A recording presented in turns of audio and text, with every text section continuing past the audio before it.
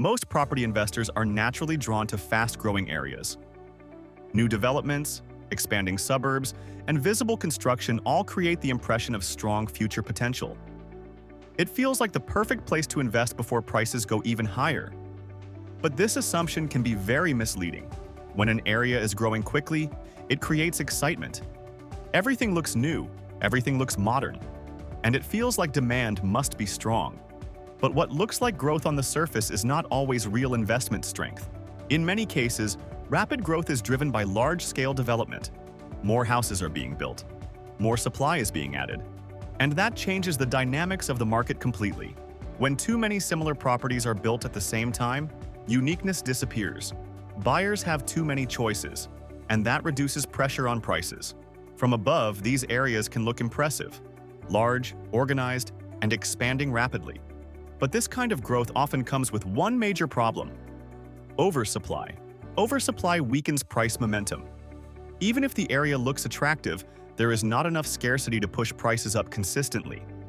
And without scarcity, strong growth becomes difficult. Over time, this leads to stagnation. Prices may move slightly, but they often fail to show strong, long-term upward trends. And many investors do not realize this until years later. Holding a property in this type of market can feel confusing. Everything looks positive.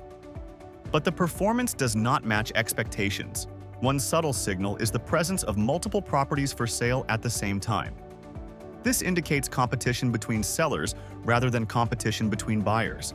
Low demand pressure means slower price growth. And without strong demand, even well-built areas can underperform. In contrast, some areas with less obvious appeal perform much better over time. They may not look exciting, but they have stronger underlying demand. These areas often show consistent activity, stable buyer interest, and better long-term growth patterns.